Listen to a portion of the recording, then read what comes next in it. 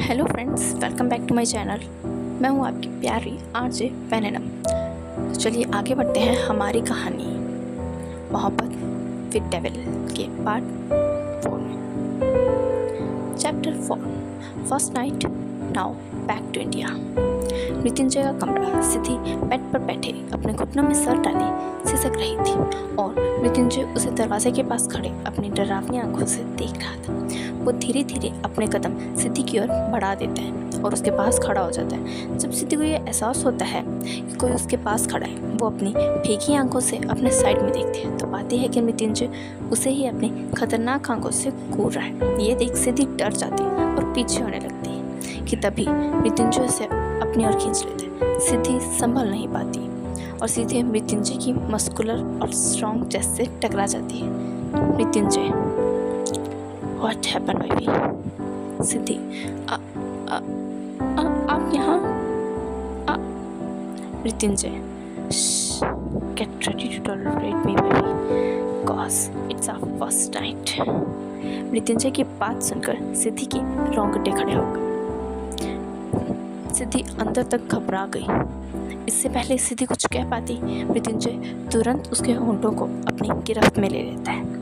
सिद्धि की आंखें बड़ी हो जाती। एक पल के लिए तो उसे कुछ समझ ही नहीं आता। मृत्युंजय बहुत अग्रेसिवली उसे किस कर रहा था। उसकी किस में से उसके गुस्से का साफ साफ पता चल रहा था।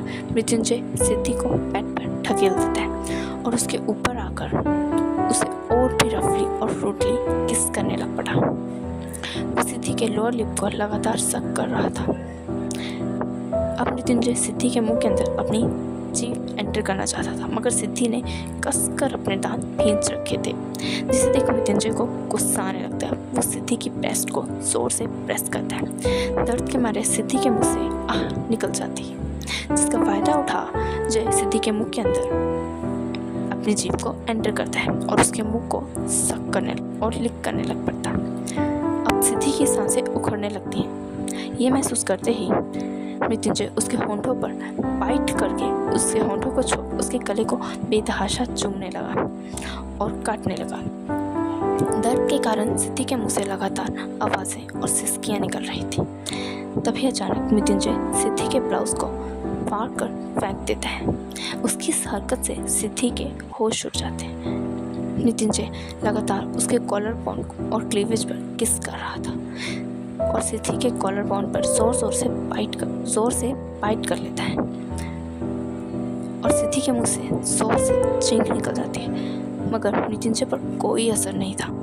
सिद्धि जोर से सांसें ले रही थी, जिस कारण उसका सीना ऊपर नीचे हो रहा था और उसके इनर वेयर से उसकी ब्रेस्ट बेहद खूबसूरत दिख रही थी। मृत्युंजय उसकी इनर वेयर भी निकाल देता है और उसकी पूरी बॉडी पर अपने किस और लव बाइट करने लगता है। कुछ ही देर में मृत्युंजय अचानक से सिद्धि के अंदर एंटर करता है, जिससे सिद्धि की दर्द के मारे जोर से चीख निकल जाती है। सिद्धि, आह मत कीजिए, आह आह आह, रुक जाइए सर प्लीज, आह। कहते कहते सिद्धि की आंखें लगातार आंसू निकल रहे थे, पर मृत्युंजय को कोई फर्क नहीं पड़ रहा था। वो अपने होंठ सिद्धि के होंठों पर टिका देता है, जिससे सिद्धि की आवाज़ उसके मुंह में अटक जाती है और मृत्युंजय और भी बेदर्दी और रफली से अपनी स्पीड बढ़ाता है, जिससे सिद्धि का दर्द और बढ़ जाता है। यह सिलसिला लगातार सुबह के 4 बजे तक चलता है। अब तक सिद्धि थक कर सो चुकी थी। मृत्युंजय भी सिद्धि के बगल में सो जाता है। दूसरी ओर न्यूयॉर्क में इस समय रात के 1 बज रहे थे। सी पोर्ट में इस समय हलचल मची हुई थी। डार्क इन्फर्नो गैंग के लोग लगातार ईगल गैंग के लोगों पर फायरिंग कर रहे थे। ईगल गैंग का लीडर जॉन्स, जिसने अपने बंदूक की नोक पर डार्क इन्फर्नो के खास आदमी तरुण पर टांग रखी थी, वो गुस्से से बोला, सभी अपनी गन्स डाउन करो।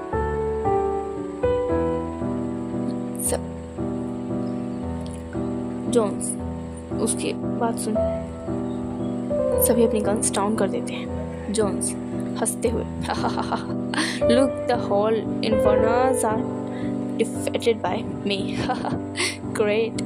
तरुण धीरे से Johns, hey don't kill me really.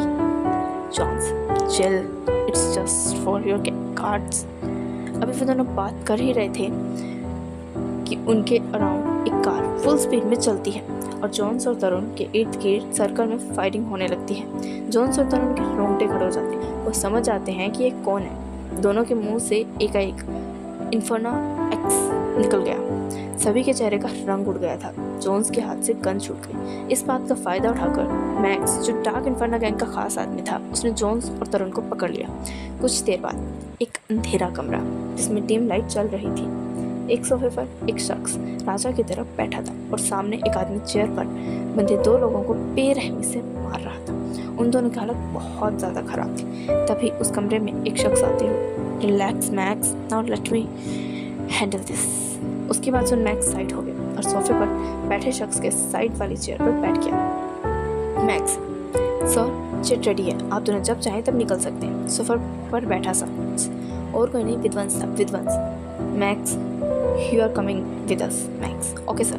जो दूसरा शख्स रूम में आया था वो और कोई नहीं, इन्फर्नो एक्स यानी कि अक्ष था। उसने उन दोनों का बुरा हाल कर दिया। जॉन से जब बर्दाश्त नहीं हुआ तो उसने बता दिया कि ये सब उसने किसके कहने पर किया था। ये जानते ही अक्ष ने एक झटके में तरुण और जॉन्स के गले की नस काट दी। उन दोनों की जान तड़पते तड़पते निकल गई। यह देख तीनों रूम से निकल गए और सीधे जेट में बैठ इंडिया के लिए निकल आए। यहीं पर हमारा चैप्टर 4 खत्म होता है। चैप्टर 5, सिद्धि की सच्चाई। सुबह का वक्त मृत्युंजय की नींद खुली तो उसे एहसास हुआ कि कोई उसके सीने से चिपक कर सो रहा है। उसने सो देखा तो सिद्धि चिपक कर मृत्युंजय के सीने से लगे सो रही थी। उसके चेहरे पर दर्द और मासूमियत साफ साफ झलक रही थी। एक पल के लिए तो मृत्युंजय भी सिद्धि में खो गया, लेकिन तभी उसकी नज़र उसके शरीर पर बने निशानों पर गई जो पर्पल हो चुके थे। उसकी भौहें तन गई। ये मृत्युंजय का भी फर्स्ट टाइम था, इसलिए वो बहुत ज़्यादा वाइल्ड था। बाकी सब उसके गुस्से का असर था। मृत्युंजय उठा और फ्रेश होने जाने लगा। तभी सिद्धि की भी आंखों वो कसमसाते हुए उठी, लेकिन अचानक से उसके मुंह से दर्द के मारे आह निकल गई। उसे अपने शरीर पर बहुत ज़्यादा दर्द हो रहा था। उसकी आवाज़ सुनकर मृत्युंजय भी उसकी ओर देख रहा था। सिद्धि को जब किसी की आंखों की तपिश खुद पर महसूस हुई तो उसने उस ओर देखा। मृत्युंजय उसे ही घूर रहा था। सिद्धि को रात का सब कुछ याद आ गया। वो डर गई। उसने तुरंत खुद को चादर से कवर कर लिया। वो बेड से उठने लगी, मगर दर्द के मारे उससे उठा ही नहीं गया। मृत्युंजय को रात को ही समझ चुका था कि ये सिद्धि का फर्स्ट टाइम था और वो जानता था कि वो रात को कितना ज़्यादा वाइल्ड था। वो सिद्धि के पास गया और उसने सिद्धि को अपनी बाहों में उठा लिया। उसकी हरकत से सिद्धि घबरा गई। वो डरते हुए जय की ओर देखने लगी। वो रात को कितना ज़्यादा वाइल्ड था। वो सिद्धि के पास गया और उसने सिद्धि को अपनी बाहों में उठा लिया।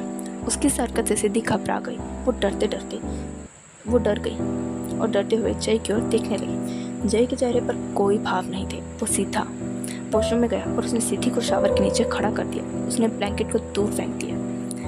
अब सिद्धि जय के सामने रिफील्ड खड़ी थी। उसने शर्म से अपनी आंखें नीचे कर ली और खुद को अपने हाथों से कवर करने लगी। उसे बहुत डर भी लग रहा था। उसे डर था कि जय कहीं फिर से वो सपना शुरू कर दे, उसका फिर से शुरू ना हो जाए। ये देख खुद को छुपाते देख जय के चेहरे पर एक इविल स्माइल आ गई। वो सिद्धि के हाथों को नीचे करते हुए बोला, baby girl, you are behaving like I have never seen your body yet. Don't forget, I have already seen and explore your every part very wildly. कहकर उसने एक आंख पिंक कर दी। सिद्धि जो उसकी ओर ही देख रही थी, उसका चेहरा लाल हो गया। जय उसे पलटकर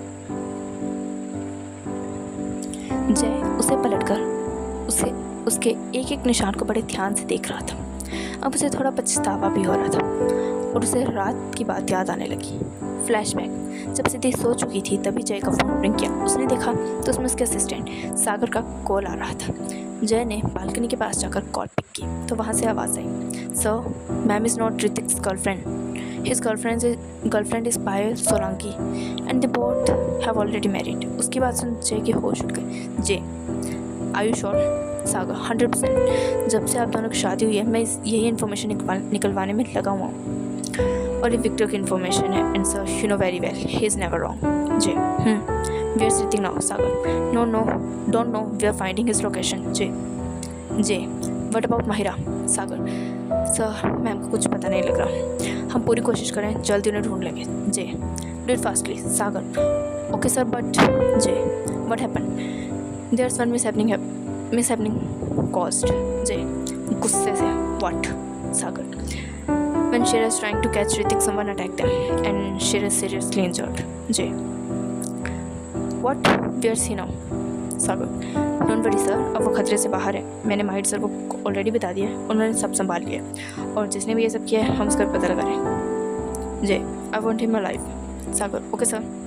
जे मृत्युंजय सागर का ओके सुनकर कॉल कट कर देता है और एक नज़र सिद्धि को देख उसके पास आकर सो जाता है। उसके दिमाग में बहुत कुछ चल रहा था।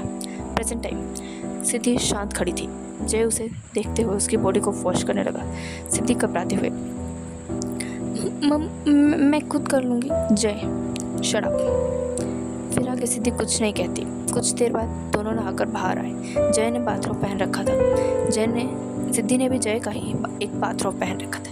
जय ने उसे अपनी बाहों में उठाया था। जय सिद्धि को ले जाकर क्लोजेट में उतार देता है और एक और इशारा कर उसे भेज देता है और अपने कपड़े लेकर चेंज करने चला जाता है। सिद्धि उस ओर जाती है तो वहाँ बहुत सुंदर साड़ियाँ थी। सिद्धि जिसे पहले ही कुसुम जी ने सिद्धि के लिए रखवा दिया था। सिद्धि भी तैयार होने लगी। कुछ देर बाद जय ब्लैक 3-piece सूट पहनकर रेडी होकर बाहर आता है। उसकी नज़र सिद्धि पर जाती है जो रेड कलर की साड़ी में कहर ढा रही थी। उसके लंबे काले बाल, हेजल आइज, गौरी त्वचा, गुलाबी होंठ और मासूम प्यारा सा चेहरा, वो सच में बहुत प्यारी लग रही थी। मृत्युंजय बस एक टक उसे ही देख रहा था। सिद्धि तैयार होकर पीछे देखती है तो जय को इस तरह खुद को देखते पा सिद्धि घबरा जाती है और उसे शर्म भी आ रही थी। सिद्धि आँख लाते हुए हम नीचे चलें? उसकी आवाज़ सुन जय को होश आता है। वो हाँ में गर्दन हिला नीचे चल पड़ते हैं। सभी लोग डाइनिंग टेबल पर उन्हीं दोनों का वेट कर रहे थे। जय चलकर अपनी चेयर पर रोब से बैठ जाते हैं। सिद्धि को देख चाची जी ताना मारते हुए बड़े घर के बेटे से शादी करना ही सब नहीं होता, जिम्मेदारियां भी संभालनी पड़ती हैं। आज तुम्हारी पहली रसोई की रस्म थी और तुम अब आ रही हो। सिद्धि कहते हुए आई एम सॉरी मैं कुमकुम जी। सिद्धि को ऐसे देख नंदी बोली क्या नंदिता तुम भी ना? कोई बात नहीं बेटा, तुम रात का खाना बना देना, अभी आओ और बैठ कर नाश्ता कर लो। नंदिता मुंह बनाते हुए भाभी इसे ज़्यादा सर पर चढ़ाने की ज़रूरत नहीं है। उसकी बात सुन अर्जुन जी भी ताना देते हुए बोले अरे अनंत तुम अपनी सुहाग रात के अगले दिन कितने बजे कमरे से बाहर आए थे? उनकी बात सुन अनंत जी हंसते हुए ऑफ कोर्स भाई साहब आपकी तरह 11 बजे। उनकी बात सुन सभी हंसने लग पड़े। कुमकुम जी और नंदिता जी शर्म के मारे नजरें नीचे हो गई। कुमकुम जी अर्जुन जी को टेबल के नीचे से लात मारते हुए घूर कर देखती है और उनकी आंखों में धमकी देती है जिससे अर्जुन जी का मुंह बंद हो जाता है। सभी नाश्ता कर ही रहे थे कि बाहर से कुछ लोग अंदर आते हैं। वो और कोई नहीं अक्ष और विद्वांस थे। उन्हें देख और यहीं पर हमारा चैप्टर 5 भी खत्म होता है। बने रहिए मेरे साथ इस कहानी को आगे सुनने के लिए।